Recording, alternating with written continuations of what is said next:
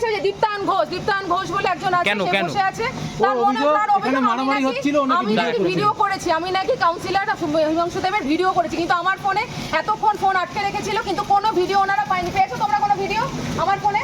Yes or no বলো, তুমি পেয়েছো কোনো ভিডিও? পাওনি। আমি মিথ্যা কথা বলে আমার ফোনটা নিয়ে আমাকে অত্যাচার করেছে ওই যে দাঁড়ান টানাটানি করবে না, দাঁড়ান। হ্যাঁ ঠিক আছে। আমার মাকে অসুস্থ। কি জন্য কেন জোর করে? আপনার দাদার বিরুদ্ধে অভিযোগ যে মেয়েটার সাথে সহবাস করেছে, এই অভিযোগটাই কিছু করেনি।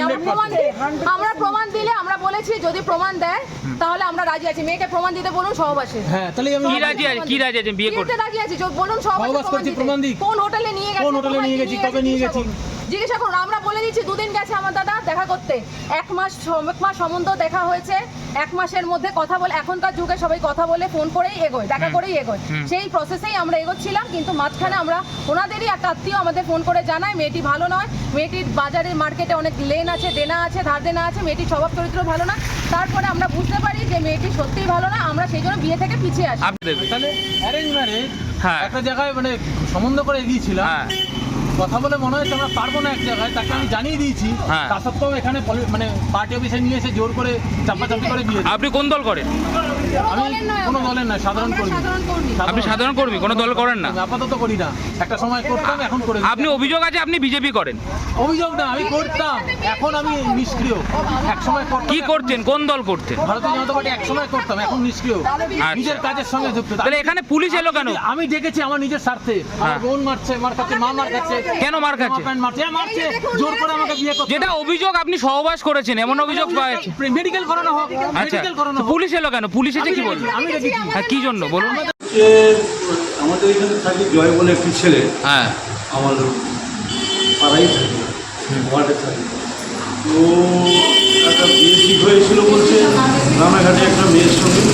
যে মেয়ের বাড়িওয়ালা আমাকে ফোন করেছিল যে আমাদের এরকম বিয়ে ঠিক হয়ে গেছে, আংটির মাপও দেওয়া হয়ে গেছিলো, মেয়েটা শাখা করতে যাবে। দিন দিনতে ছেলেটা ফোন করে রাত্রি 1টা অবধি কথা হয়েছে, আগামীকাল বিয়ে। তখন বললো যে আমি বিয়ে করতে পারবো না। কেন বলে আমি মেন্টালি বিয়ে করতে চাইছি না। তো বললো যে তখন মেয়েটি বললো আমাদের সব ঠিকঠাক, হঠাৎ আমাকে বিয়ে করবে না বলছে। তারপর আমি তখন সেদিন আমি পুরী চলে যাচ্ছি, আমি পুরী থেকে ফিরি, তারপর তুমি আসো, আমি ছেলেটিকে ডাকবো, দেখে জিজ্ঞাসা করবো কী হবে না হবে। তারপরেই আজকে সকালবেলা মেয়েটি এসছে একটা বান্ধবীকে নিয়ে এসে বললো যে তখন আমি ওদের ডাকলাম ছেলেটিকে। তার আগে ছেলেটি 3বার বিয়ে হয়েছে। আচ্ছা, এই ছেলেটি 3বার বিয়ে করেছে তার আগে। আচ্ছা, সবই বউ আমাদের কাছে অফিসে এসে ওর বিরুদ্ধে, ওর ফ্যামিলির বিরুদ্ধে, ওর বোন মায়ের বিরুদ্ধে অসংখ্য এলিগেশন, যেগুলি আমি ভাষায় বলতে পারবো না।